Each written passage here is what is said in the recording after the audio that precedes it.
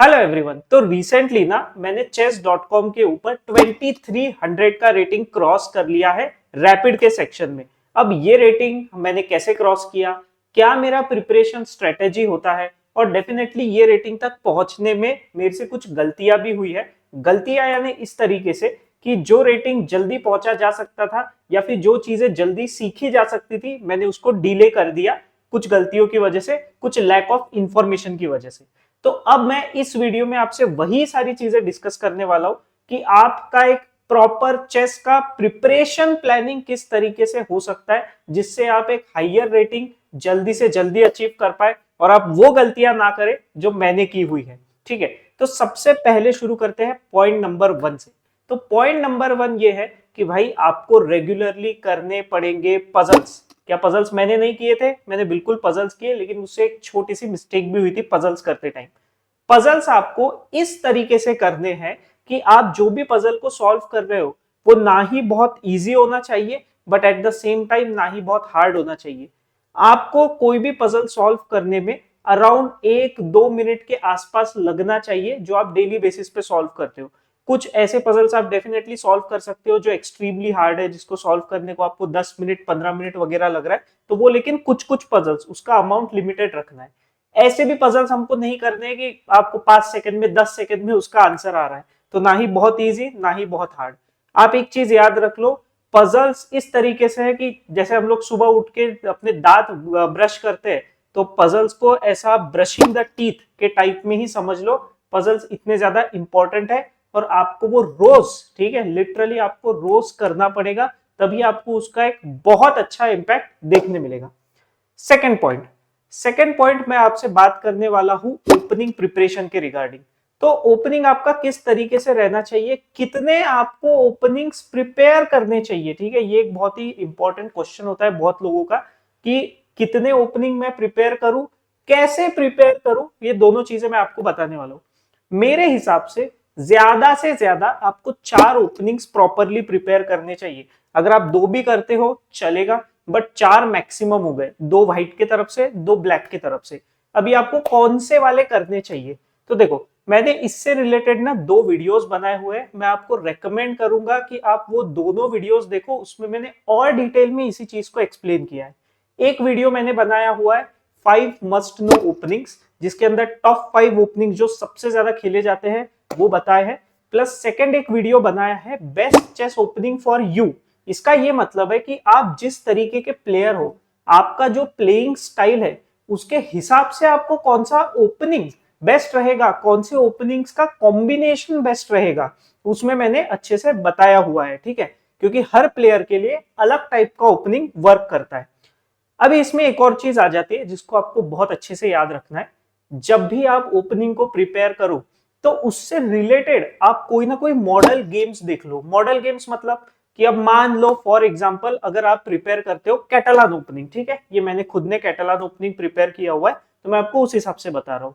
तो कैटलान ओपनिंग मैंने प्रिपेयर किया तो व्लादिमीर क्रमनिक के बहुत से अच्छे अच्छे गेम्स है कैटलान ओपनिंग में, तो मैंने व्लादिमीर क्रमनिक के गेम्स देखना प्रीफर किया। उसी तरीके से आप देखो कि कौन सा प्लेयर, जो भी आप ओपनिंग प्रिपेयर कर रहे हो, उसको कौन बहुत अच्छे से खेलता है या फिर खेल चुका है। जैसे मैं एक और आपको एग्जांपल दूं, तो अगर आपको किंग्स इंडियन डिफेंस सीखना है तो किंग्स इंडियन डिफेंस के लिए आप देखो गैरी कस्पारोव के गेम्स। गैरी कस्पारोव के गेम्स किंग्स इंडियन के बहुत अमेजिंग है ब्लैक साइड से। अब एक और बहुत ही इंपॉर्टेंट चीज, जब मैं टूर्नामेंट्स में, मैं पहले, अभी तो मैं कुछ टाइम से नहीं खेल रहा हूं, बट जब मैं पहले खेला करता था टूर्नामेंट्स में, इवन जब जब मेरे स्टूडेंट्स अभी खेलते हैं, तो एक बहुत ही कॉमन एक्सपीरियंस है जो सबका रहा है। अगर आपने टूर्नामेंट खेला होगा तो आपका भी ये एक्सपीरियंस रहा होगा। स्पेशली जो बच्चे होते हैं जो चेस कोचिंग लेने वगैरह जाते हैं, उनको ऑलमोस्ट सारे ही ओपनिंग्स खेलने आ जाते हैं। मतलब उनको 5-6 मूव हर ओपनिंग के पता होते हैं, लेकिन उसके आगे कुछ नहीं पता रहता। ये अगर आपके साथ भी हुआ है, आपने ऐसे बच्चे देखे तो डेफिनेटली मुझे बताना, कमेंट्स में बताना। ये बहुत ही कॉमन एक्सपीरियंस है। अब यहाँ प्रॉब्लम क्या है, 5-6 वो मूव्स पता है ओपनिंग के, उसके आगे कुछ पता नहीं है, मतलब उसको ओपनिंग को बिल्कुल भी सही तरीके से प्रिपेयर नहीं किया है। ओपनिंग प्रिपेयर करने का ये मतलब नहीं होता कि इस मूव के पीछे ये चलना है, इसके पीछे ये चलना है। नहीं, ओपनिंग जब आप प्रिपेयर करते हो तो एक प्रॉपर प्लान होना चाहिए। मैं आपको एग्जाम्पल के साथ में बताता हूँ, ठीक है। तो अभी आप लोग देखो स्क्रीन के ऊपर, ठीक है। मैं सबसे पहले तो ये स्क्रीन चेंज कर देता हूँ।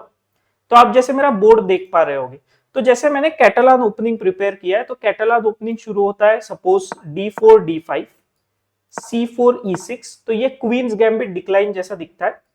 फिर आता है नाइट F3, फिर यहाँ पे बहुत से चॉइसेस हैं, जैसे नाइट F6 आ सकता है ब्लैक की तरफ से, फिर पॉन टू G3। अभी ये क्यों आ रहा है, ये अगर मुझे नहीं पता तो मुझे ना ही मिडल गेम खेलते आएगा, मैं चाहे जो प्रिपेयर कर लूं, कुछ भी कर लूं। तो आपका ओपनिंग जब आप प्रिपेयर कर रहे हो, तो आपको उसमें पता होने चाहिए कि मिडल गेम में किस तरह से प्लान्स रहने वाले, क्योंकि सारे जो पार्ट्स है गेम के, opening middle game end game, वो तीनों से इंटरलिंक्ड है। ऐसा नहीं है कि ओपनिंग अलग चलता है मिडल गेम अलग चलता है, नहीं, ऐसे नहीं होता है। अब जैसे फॉर एग्जांपल यहाँ मुझे पता है कि मैं G3 क्यों खेल रहा हूँ, मेरा लॉजिक यहाँ पर है कि मुझे बिशप को G2 पर डेवलप करना है, इसको एक ड्रैगन बिशप बनाना है और यहाँ पर कैसल करना है। तो इससे फायदा ये होगा कि किंग मेरा हमेशा यहाँ पर सेफ रहेगा। जैसे मैं अगर बिशप G2 खेलता हूँ, अभी तो अपोनेंट का मूव है, जैसे अपोनेंट ने मान लो बिशप E7 खेला, जस्ट मैं एग्जाम्पल के लिए आपको ये सेटअप करके बता रहा हूँ, ठीक है। तो ऐसे सेटअप में मैं देखता हूँ कि मेरा जो बिशप है वो बहुत ही अच्छा वेल प्लेस्ड है, एक ड्रैगन बिशप है जिससे मुझे खेलने में बहुत हेल्प होगी। स्पेशली अगर आप अग्रेसिव टाइप के प्लेयर हो तो ऐसी ओपनिंग्स आपको बहुत ज्यादा यूजफुल होगी। अगर आपको किंग्स इंडियन डिफेंस पता है तो किंग्स इंडियन डिफेंस में ऐसा ही स्ट्रक्चर ब्लैक बनाता है, ठीक है। तो ये मैंने आपको एक एग्जाम्पल दिया। आपको ये पता होना चाहिए कि क्यों कौन सा मूव खेला जा रहा है, उससे रिलेटेड मिडल गेम प्लान्स क्या रहते हैं। एक और वेरी इंपॉर्टेंट चीज, कभी भी जब आप ओपनिंग सीखते हो, ओपनिंग, ठीक है, एक सिंगल ओपनिंग सीखते हो, 2 सीखते हो, 3 सीखते हो, मैक्सिमम 4 तक सीखते हो, कोई प्रॉब्लम नहीं। बट मैं ऐसा मानता हूं कि जब आप 5वां ओपनिंग सीखने जाते हो, ठीक है, यहां मेरा सीखने से मतलब सिर्फ मूव्स को पता करना नहीं है, ओके। अब जैसे अगर आप मुझे भी पूछोगे या कोई भी हायर लेवल को पूछोगे तो उनको भी बहुत सारे ओपनिंग्स पता है, ठीक है। बट मैं उसी चीज पर आने वाला हूँ कि हायर लेवल के प्लेयर्स को तो सारे ओपनिंग्स पता होते हैं, लेकिन मैं क्यों मना कर रहा हूं कि सिर्फ हमको 4 ओपनिंग तक ही ये रहना चाहिए। एक सबसे इंपॉर्टेंट रीजन ये होता है कि इंफॉर्मेशन का ओवरलोड आपके ऊपर नहीं होना चाहिए, कि आपने बहुत सारे ओपनिंग, उसके बहुत सारे लाइंस सिर्फ रट्टा मार दिए हैं, बट आपको उसके अंदर का कुछ भी प्लानिंग नहीं पता। ऐसा नहीं होना चाहिए। ये ओपनिंग्स को लेकर आप चीज याद रखो।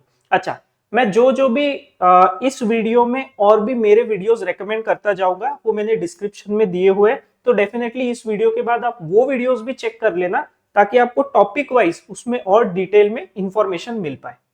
थर्ड पॉइंट, थर्ड पॉइंट मैं आपसे एक चाहता हूं कि पहले तो मैं ये इसको स्क्रीन को हटा देता हूं। थर्ड पॉइंट बहुत इंपॉर्टेंट ये है कि आप जब भी कोई गेम खेलो, खुद का गेम खेलो, तो आप उसको रिव्यू भी करो, ओके। अभी हो सकता है कि आपके पास में रिव्यू करने के लिए कोई फीचर ना हो, कोई टूल ना हो, या फिर आपको पता ही नहीं है रिव्यू कैसे करते हैं। तो मैं आपको शॉर्ट में वो भी बता देता हूँ कि रिव्यू कैसे किया जाता है गेम को, ठीक है। तो जैसे अभी हम लोग वापस आ जाते हैं स्क्रीन के ऊपर, तो मैं आपको ये बता देता हूँ, जैसे ये मेरे गेम्स है, कोई भी गेम आप पिकअप कर लो, ठीक है। रिव्यू करने के मैं आपको 2 तरीके बताने वाला हूँ। जैसे मैंने मान लो ये गेम मेरा पिकअप कर लिया है, ठीक है। अभी यहाँ पर मेरे पास तो गेम रिव्यू का फीचर है, तो अब गेम रिव्यू के फीचर में यहाँ पे क्या हो जाएगा कि यहाँ पे ये मुझे बता देगा कि भाई यहाँ पे कौन से जगह पर ग्रेट मूव्स वगैरह खेले हैं, अगर मिस्टेक्स भी हुई है तो कहाँ पर मिस्टेक्स हुई है, कौन से मूव्स मैंने मिस्टेक्स खेले हैं, या फिर ब्लंडर अगर मैंने किया है तो कौन से मूव पर मैंने ब्लंडर किया हुआ है, ठीक है। आप देख सकते हो कि फ्री क्वीन देने वाला यहाँ पर ब्लंडर है, तो यहाँ पे ये टाइम प्रेशर में हुआ एक ब्लंडर है। अभी वैसे तो मैं आपको पर्सनली बताऊं ना, तो ये फीचर के थ्रू गेम रिव्यू करना मैं किसी बिगिनर को या even early intermediate level player को रेकमेंड नहीं करूंगा, क्योंकि फिर आपको सिर्फ इसकी हैबिट हो जाएगी। मैं रेकमेंड करता हूं उससे बेटर आप इवेल्युएशन बार को यूज करो। अच्छा, हो सकता है कि अगर आपके पास पेड वर्जन नहीं है तो आपके पास में रिव्यू फीचर्स ऑन भी नहीं होंगे, बट जो इवेल्युएशन बार है, ठीक है, इसको हम हटा देते हैं। जो ये इवेल्युएशन बार है, आप ये देखो मत कि ब्लंडर है क्या है कुछ भी है, आप इवेल्युएशन बार पे ध्यान दो। सिर्फ इवेल्युएशन बार के हेल्प से आप बहुत अच्छे से गेम रिव्यू कर सकते हो। मैंने उसका भी एक वीडियो बनाया हुआ है कि सिर्फ इवेल्युएशन के बार के हेल्प से आपने कैसे खुद का गेम रिव्यू करना चाहिए, और आप बहुत ही परफेक्ट वे में करोगे। प्लस अगर आपका एक बहुत अच्छा एक्सपीरियंस आ जाता है ना, तो आपको पता चल जाएगा कि अगर आपके कुछ मूव्स गलत भी है या फिर गलत है नहीं, कंप्यूटर उसको मिस्टेक बता रहा है बट वो उसके बावजूद भी मिस्टेक नहीं होते हैं। ठीक है, ऐसा मैं क्यों बोल रहा हूँ, क्योंकि कंप्यूटर का वे ऑफ थिंकिंग और एल्गोरिदम बहुत अलग तरीके का होता है।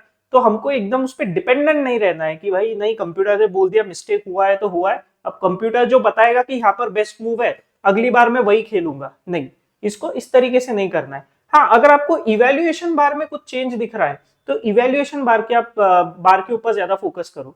अगर आपको इवेल्युएशन बार में चेंज दिखा मतलब वहां पे आपने गलत खेला है, ये इवेल्युएशन बार की श्योरिटी होती है, इसको आप लोग याद रख लो। ठीक है, तो इवेल्युएशन बार के हेल्प से आप गेम को एनालाइज करो और उसका मैंने वीडियो का लिंक भी दिया हुआ है। नेक्स्ट पॉइंट, अब यहाँ पे एक बहुत ही इंपॉर्टेंट पॉइंट है कि ओपनिंग बता दिया, पजल्स बता दिए, सेल्फ रिव्यू के बारे में बता दिया। क्यों करना है self review? Self game review इसलिए करना है कि आपको सिर्फ ये ना पता चले कि आपकी इस गेम में क्या गलतियां हुई है, आपको ये भी ध्यान रखना है कि अगली बार वो रिपीट ना हो। प्लस प्लस बहुत इंपॉर्टेंट चीज, आपको खुद के गेम्स में ना पैटर्न ढूंढना पड़ेगा कि कौन से टाइप की गलतियां बार बार हो रही है। क्या एंड गेम में बार बार गलतियां हो रही है, क्या कोई पर्टिकुलर ओपनिंग में बार बार गलतियां हो रही है, किसी पर्टिकुलर स्ट्रक्चर में गलतियां हो रही है, किसी टाइप के मिडल गेम में गलतियां हो रही है। जैसे फॉर एग्जांपल एक बहुत ही बेसिक एग्जांपल अगर मुझे बताना है कि मिडल गेम के टाइप, तो मिडल गेम टाइप मतलब समझ लो अपोजिट साइड कैसलिंग। आपने लेफ्ट साइड कैसलिंग किया, अपोनेंट ने राइट साइड कैसलिंग किया, इसको बोलते हैं अपोजिट साइड कैसलिंग। क्या ऐसे सिचुएशंस में गलतियां हो रही है? तो आपको ये पैटर्न समझना पड़ेगा कि खुद के गेम्स में आपके कहां पे ज्यादा गलतियां हो रही है, तब आप जाके खुद के मिडल गेम को इंप्रूव कर पाओगे। ठीक है, मैं ऐसे तो आपको रैंडम बोल दूंगा कि भाई मिडल गेम इंप्रूव करो, एंड गेम इंप्रूव करो, पर कौन सा मिडल गेम इंप्रूव करे, कौन सा एंड गेम इंप्रूव करे, ये पर्सन टू पर्सन वेरी कर सकता है। बट फिर भी मैं आपको दो तीन चीजें इसमें बता देता हूँ मिडल गेम से रिलेटेड। मैं आपको लाइक आप कहाँ से स्टडी कर सकते हो, इसके मैं आपको दो ऑप्शंस देता हूँ। एक तो है बुक्स, अगर आप बुक्स पढ़ना प्रीफर करते हो या आपको पसंद है तो आप बुक्स के थ्रू यहाँ पे कर सकते हो।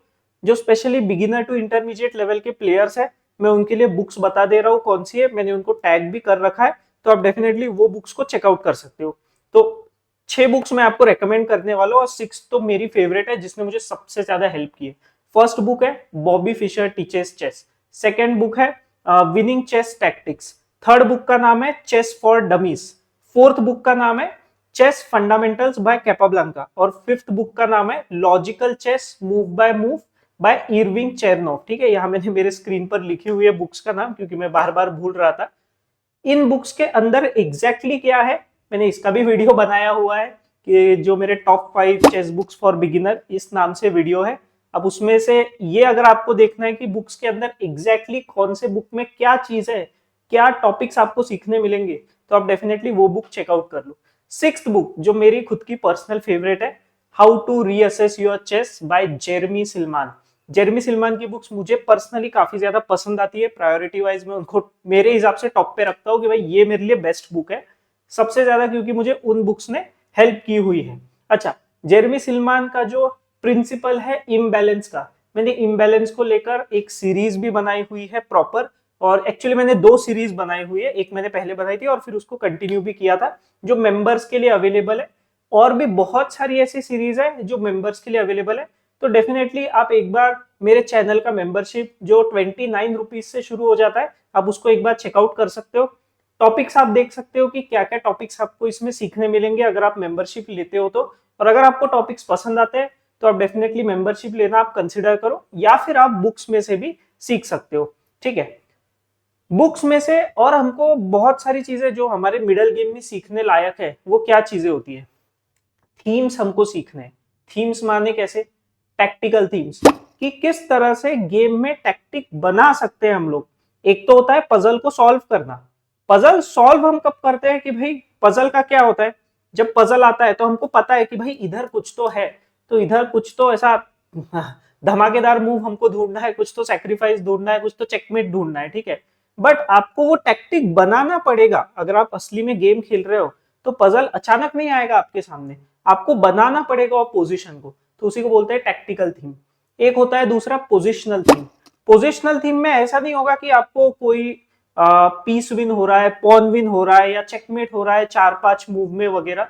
पोजिशनल थीम एक बहुत ही लंबा प्लान होता है, पोजिशनल थीम में जनरली ऐसा होता है कि आप अपोनेंट के कुछ पीसेस को पैरालाइज कर पाते हो, ठीक है। तो ये चीज अगर आप सीख जाते हो तो एकदम हायर लेवल तक के आपको यही चीज काम में आने वाली है।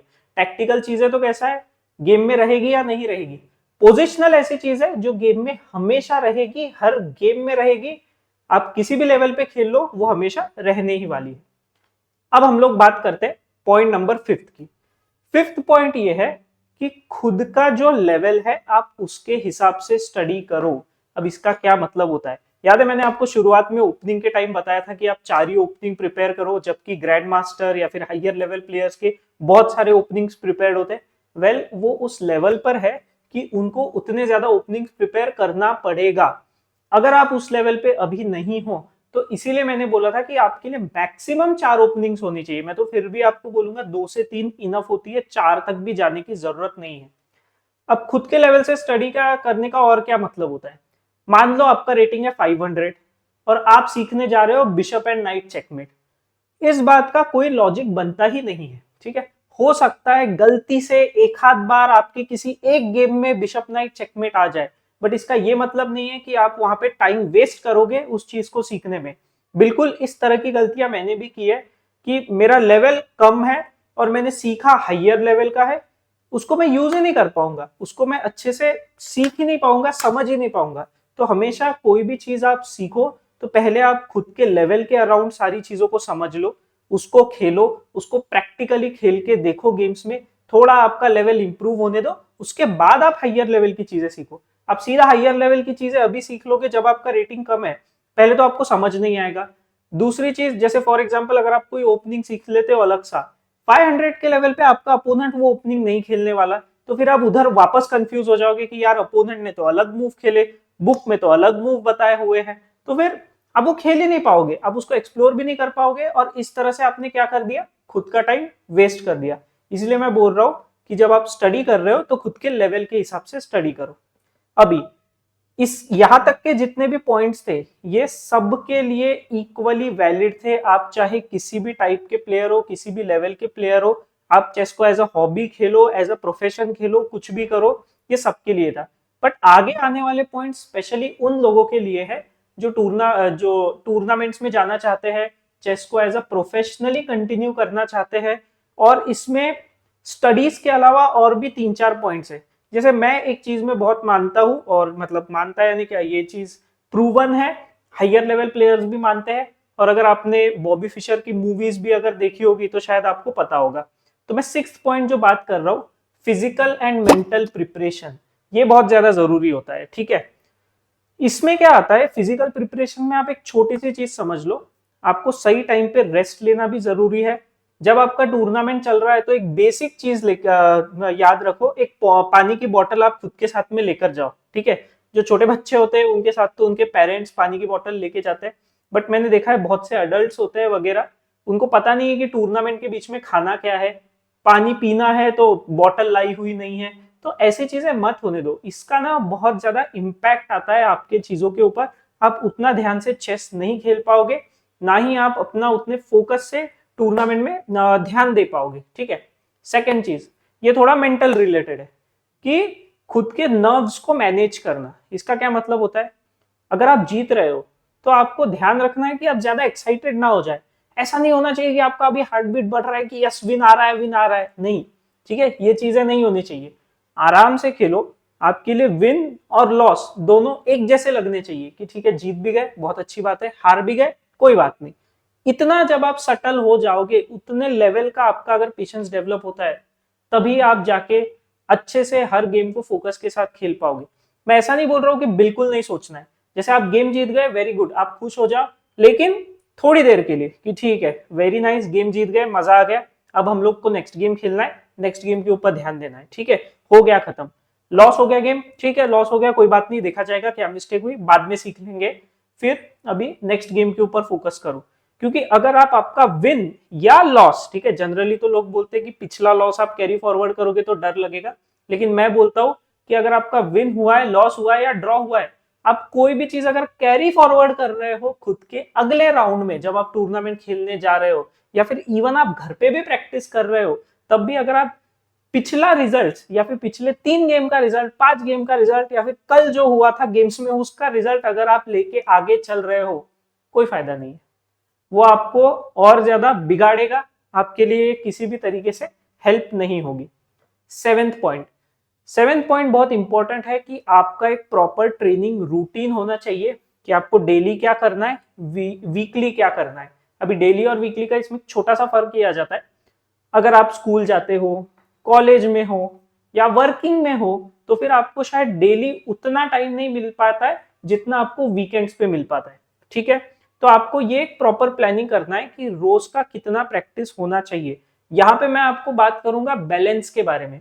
आपको गेम प्ले और स्टडी दोनों को एक साथ अच्छे से बैलेंस करते हुए चलना पड़ेगा, क्योंकि अगर आप ये बैलेंस नहीं रखोगे तो प्रॉब्लम हो जाएगी। जैसे मैंने देखा है बहुत लोग ऐसे कुछ नया स्टडी करते हैं, उनको अच्छा लगता है, ठीक है, स्पेशली जिनको चेस खेलना पसंद है तो डेफिनेटली वो कुछ नया स्टडी करते हैं तो उनको अच्छा लगता है।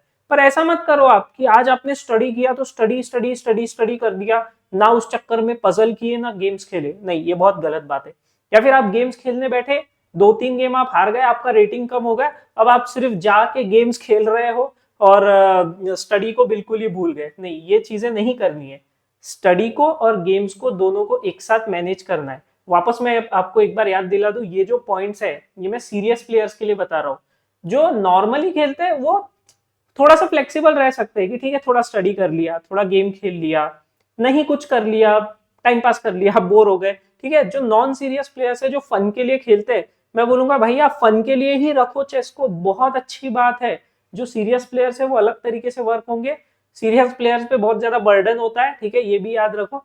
जो फन के लिए खेलते हैं वो आपके दिमाग पे इतना बर्डन नहीं है, तो आप ज्यादा बर्डन लो ही मत अगर आपको इसमें करियर नहीं बनाना है तो। ठीक है, इस चीज को आप याद रखो। नॉर्मल इंप्रूवमेंट के लिए मैंने टॉप 5 पॉइंट्स दिए हुए। नेक्स्ट पॉइंट, टूर्नामेंट के लिए अगर आप जा रहे हो, टूर्नामेंट आप रेगुलरली खेल रहे हो या खेलना चाहते हो, तो एक सबसे मेजर चीज जो हम मिस कर देते हैं, बहुत लोग मिस कर देते हैं, वो है ऑन द बोर्ड प्रैक्टिस। आपका ऑन द बोर्ड प्रैक्टिस नहीं है तो आपको टूर्नामेंट में बोर्ड विजन में बहुत प्रॉब्लम होगी। बोर्ड विजन क्या होता है? आप रेगुलरली 2D बोर्ड को देख रहे हो, अब आप उसको 2D को 3D पीसेस कर दोगे तो वो सॉल्व नहीं होने वाला है, ऐसे सॉल्व नहीं होती है ये चीजें। आप रेगुलरली स्क्रीन पर अगर आप चेस को खेले जा रहे हो तो फिर आपको जब रियल बोर्ड है वो बहुत अलग तरीके से दिखेगा। आपको शायद उसमें इतने अच्छे से टैक्टिक्स ना दिखे, पैटर्न्स ना दिखे, देखने में अलग लगे, क्योंकि आपको ऐसा समझ लो जो सेंसरी आपको क्या बोलते हैं रिस्पॉन्सेस मिले हुए हैं वो बहुत अलग तरीके से रहेंगे। ठीक है, आपका सेंसरी स्टिमुलेशन बहुत अलग तरीके से हुआ है। तो आप उसको याद रखो कि ऑन द बोर्ड प्रैक्टिस भी इंपॉर्टेंट है। प्लस मैंने टूर्नामेंट से रिलेटेड एक पूरा प्रॉपर सीरीज बनाया हुआ है, तो आप डेफिनेटली उसको भी चेकआउट कर लो। मैंने एक प्लेलिस्ट बनाया हुआ है जिसमें बहुत सारे वेरियस टॉपिक्स है, जो आपको पसंद है आप उस तरीके से चेकआउट कर सकते हो। 9th पॉइंट, अगर आप रेगुलरली खेल रहे हो तो आपके लिए एक बहुत इंपॉर्टेंट चीज होती है कि जो हाई लेवल के गेम्स अभी चल रहे हैं, जो भी कोई रिसेंट टूर्नामेंट आता है, जैसे चेस वर्ल्ड कप आके चला गया, कोई ग्रैंड स्विस इवेंट आके चला गया, वर्ल्ड चैंपियनशिप आके चला गया, वर्ल्ड रैपिड एंड ब्लिट्स आ गया, या फिर कोई भी ऐसे जो हाइयर लेवल का टूर्नामेंट है जो हाइयर लेवल पे हो रहा है वो आके अगर गया है, तो आप उनके गेम्स के साथ टच में रहो, आप देख लो। आप शायद वो ओपनिंग ना खेलते हो या उससे रिलेटेड आप कोई भी चीज खुद के गेम में खेलो मत खेलो वो बात नहीं है, एक बार गेम देख लो कि किस तरीके का है, क्या उसमें कुछ न्यू प्लान है, क्या उसमें कोई चीज अलग आई है। तो मतलब इसमें क्या होगा, आपकी डिपेंडेंसी जो है कि आपको कुछ देख के सीखना है ये बहुत कम हो जाएगी, आप खुद से सीखना शुरू कर दोगे। Last point, 10th point, final point, जो इंजन है ना उनका यूज आप जितना कम हो सकता है उतना करो, जीरो भी नहीं करना है। ठीक है, इंजन्स आपको हेल्प करने चाहिए, इंजन्स आपके गाइड नहीं हो सकते। ठीक है, इस चीज को आप दिमाग में याद रख लो। इंजन जो है हेल्प के लिए, कि अगर गलती होती है ठीक है इंजन बता रहा है कि ओके यहाँ गलती हुई है, वो आपकी हेल्प कर रहा है। इंजन आपको गाइड नहीं कर रहा है कि इधर गलती हुई है इधर ही सुधारो। आपको इंजन के बताने के बाद खुद का भी एक थॉट प्रोसेस लगाना पड़ेगा कि ठीक है ये मिस्टेक बता रहा है या फिर गलती दिखा रहा है, लेकिन क्या पोजीशन इतना ज्यादा खराब हुआ है मेरे बोर्ड पर, ये चीज मुझे खुद से देखना पड़ेगी। अगर आप ये चीज नहीं करोगे तो आप सिर्फ इंजन के भरोसे बैठे रहोगे कि इंजन ने बोला यहाँ पे ये बेस्ट मूव तो ये बेस्ट मूव। ऐसे चेस नहीं चलता है। आप सारे बेस्ट मूव्स को लर्न नहीं कर सकते, और वैसे भी आप कर भी नहीं पाओगे, ये पॉसिबल ही नहीं है, क्योंकि हर बार एक अलग टाइप का पोजीशन आएगा।